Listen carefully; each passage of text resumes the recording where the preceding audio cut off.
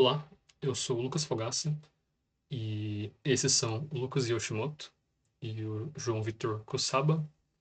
Nós somos uma equipe da disciplina de PO na UFSCar Sorocaba e nós, para o nosso trabalho final, desenvolvemos um jogo de RPG de texto e eu vou estar mostrando um pouco da, da, da estrutura principal do código dele, como ele funciona.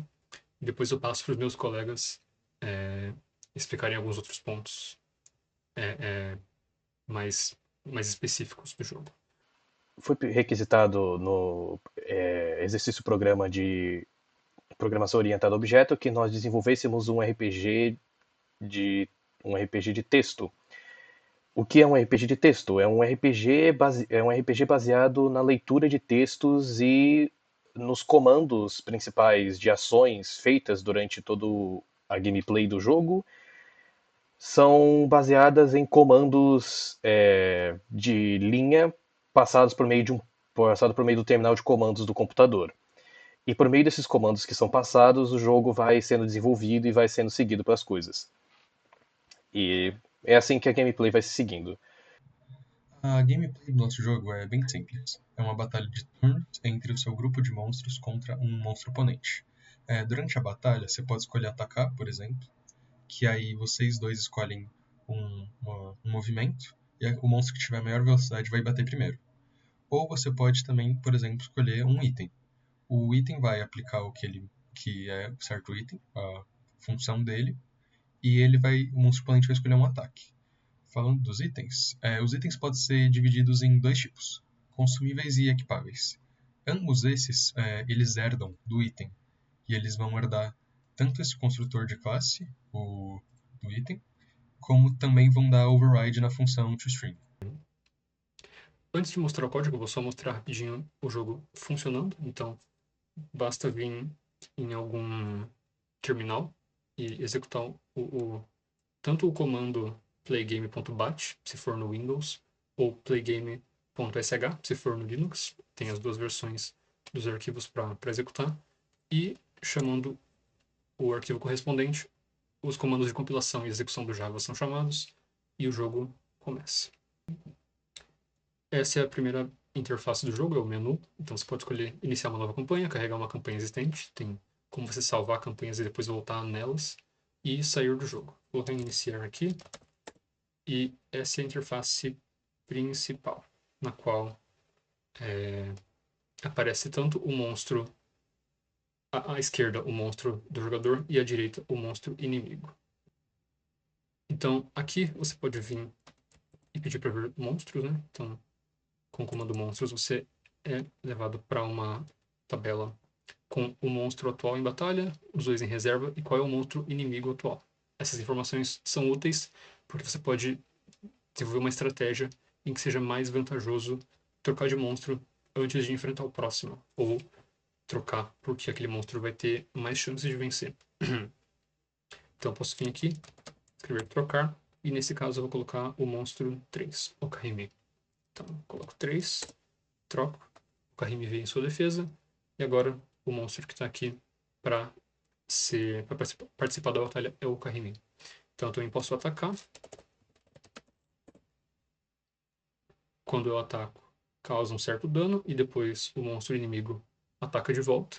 Na verdade, isso depende da velocidade. Então, nesse caso, como a velocidade dos monstros é a mesma, é, é, o, o, o player sempre tem vantagem nos casos de empate, mas quem tiver maior velocidade ataca primeiro e depois, se sobreviver, o outro monstro pode revidar e atacar de volta. Então, basicamente, a gameplay principal por enquanto é isso: atacar, trocar os monstros, até que ou os seus monstros, os seus três monstros sejam derrotados, ou você derrote os três monstros inimigos.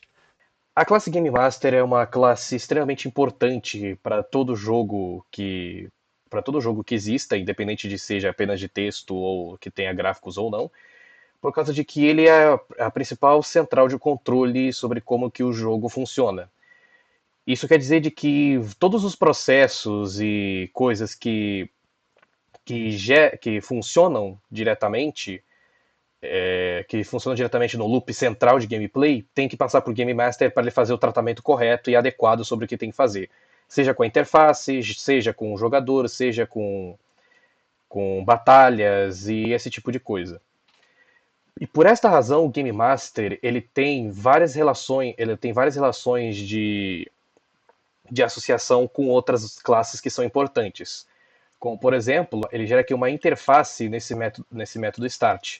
O método start é o método que começa o jogo de fato, que é colocado dentro da main, que é colocado dentro da main do programa. Essa interface ela tem uma relação de agregação junto com o Game Master. Assim como a interface também, possui uma agregação com esse Game Master. Elas estão agregadas um ao outro, o que significa de que um pode existir sem o outro, entretanto, para que o jogo funcione, elas dependem de informações que são trocadas. Essa classe interface é principalmente responsável por imprimir imagens e textos na tela. No caso, não imprimimos imagens no momento por causa de problemas de compatibilidade de sistemas operacionais entre o Windows e o Linux. Então ele só imprime texto, mas a interface é responsável por fazer todo o tratamento de texto e imprimir na tela, juntamente com o Game Master, que, apesar de poder fazer algumas das escritas na tela, ele não é responsável principalmente por isso, ele apenas indica para a interface o que ele deve mostrar ou não na tela. Fora isso, também temos a classe campanha, que ela também tem uma relação de composição com o Game Master. O que significa de que o Game Master possui em sua síntese um objeto do tipo campanha, e sem a campanha o Game Master continua funcionando, porque ele precisa fazer os preparativos para o jogo antes mesmo do jogo começar em si, antes da campanha ser gerada e o jogo ser funcional de fato. Só que se o Game Master for destruído, a campanha também desaparece, por causa justamente dessa composição. O Game Master é composto da campanha. Então, antes de terminar, só para explicar rapidinho como todos os pontos da avaliação foram implementados no projeto, eu vou passar aqui por cada um dos pontos. Vamos lá. Encapsulamento. A questão do encapsulamento foi implementada de forma consistente ao longo do projeto. Então, tem aqui, por exemplo, classes que estão em pastas, né, em packages separados. E, por exemplo, aqui na pasta Game Master, todas essas classes precisam se comunicar. Então, elas têm alguns métodos que são protected, justamente para permitir alguns acessos de fora e alguns outros não, quando é de fato privado, private, para cada um dos atributos e métodos das classes aqui. Isso foi implementado ao longo do projeto inteiro. Na questão da herança, ela foi implementada também, porém, ela acabou não sendo usada na versão final do jogo, porque a gente precisaria de mais polimento na mecânica que usa a herança, mas é basicamente a classe item aqui. A gente tem a classe item, classe principal, classe pai, e ela tem atributos id e nome, e a classe consumível e equipável são classes que herdam da classe item. Então, cada uma delas tem configurações e características específicas, mas elas são filhas da classe item aqui.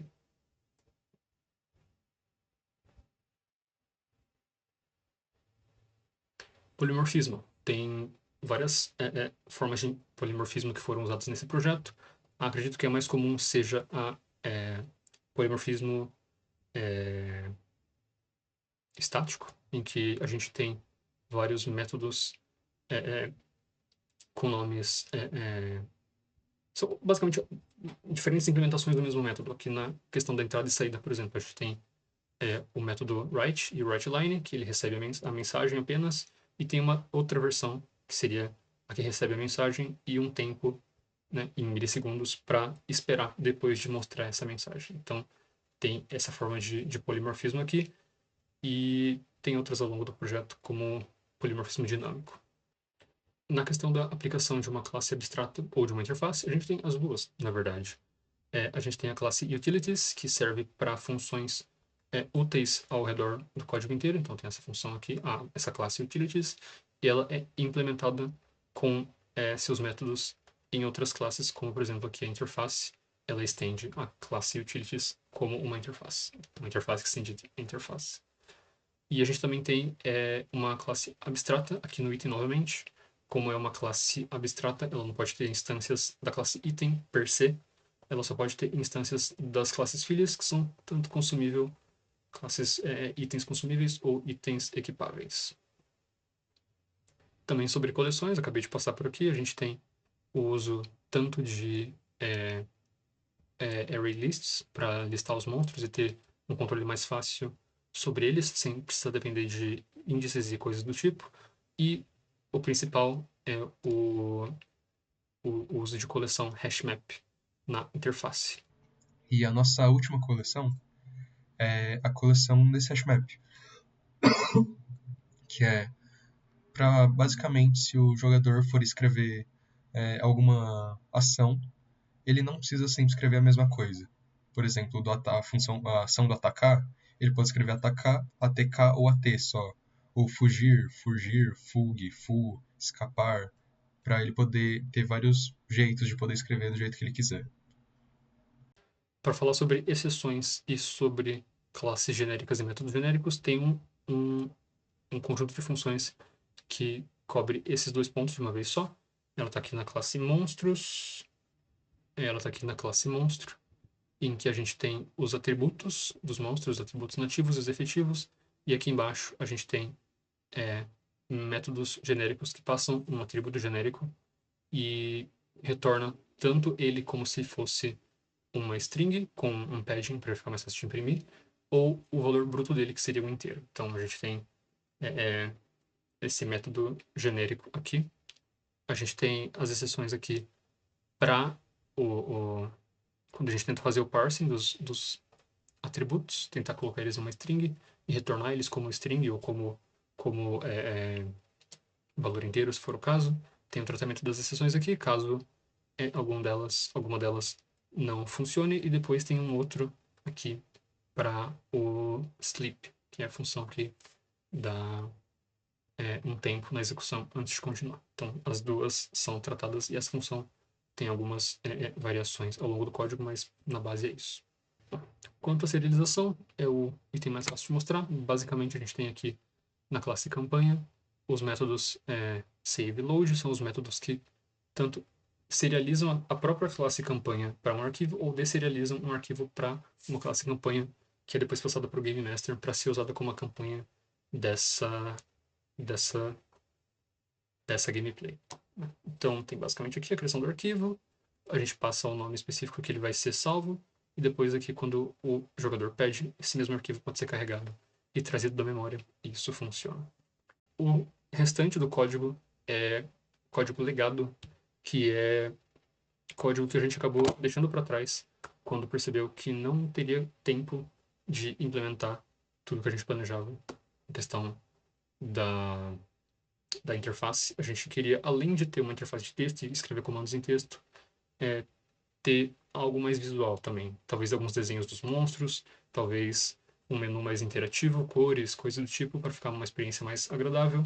Mas por inconsistências do Java entre o Linux e o Windows e dificuldade padrão de adaptar o código para tudo isso e pela falta de tempo também, ao final do semestre, acabamos deixando isso para lá e focando no básico, só na entrada de texto e saída de texto padrão, que foi a versão finalizada que a gente entregou. Por último, sobre criatividade, sobre roteiro, a gente tinha uma história completa, na verdade, com vários pontos a tratar, com vários personagens, inclusive, e a gente acabou não tendo tempo de implementar de fato, de você poder fazer escolhas diferentes e ter finais diferentes. Só que isso acabou ficando para uma versão futura do jogo, infelizmente. Teve o fato de que eu tô doente hoje, eu tive que terminar boa parte do código hoje e eu não tô bem. E meus colegas também não estavam disponíveis hoje para ajudar. E ao longo do semestre inteiro a gente teve que lidar com outros trabalhos e muita coisa aconteceu ao mesmo tempo, sem permitir que a gente trabalhasse no jogo com mais calma e entregar de fato o que a gente planejou. Mas a gente acha que os pontos principais do projeto estão bem implementados, estão bem descritos e a gente espera poder melhorar esse projeto eventualmente com o tempo. Bom, é isso. Até mais. Adendos da edição aqui. Na verdade, esses vídeos foram gravados ontem, então a gente acabou atrasando um pouco a entrega, a gente atrasou um dia, mas como a gente já tinha atrasado, a gente resolveu gastar esse dia a mais para implementar mecânicas que ficaram faltando na entrega do dia anterior. Então agora a gente conseguiu colocar a história que a gente já tinha escrito, a gente de fato implementou ela durante a gameplay. A gente também implementou algumas melhorias pequenas de quality of life no geral, além de ter implementado de fato a mecânica de usar consumíveis ao longo da batalha para ajudar. Então, teve algumas melhorias pequenas no geral, mas todas elas estão mais bem descritas no GitLab, que inclusive o link para baixar o jogo vai estar aí, é um link do GitLab com as builds lá. E qualquer outro adendo que eu tiver eu vou colocar aí na descrição para quem tiver interesse. Então, se alguém quiser baixar o jogo, testar, dá um feedback aqui embaixo, seria muito bem-vindo.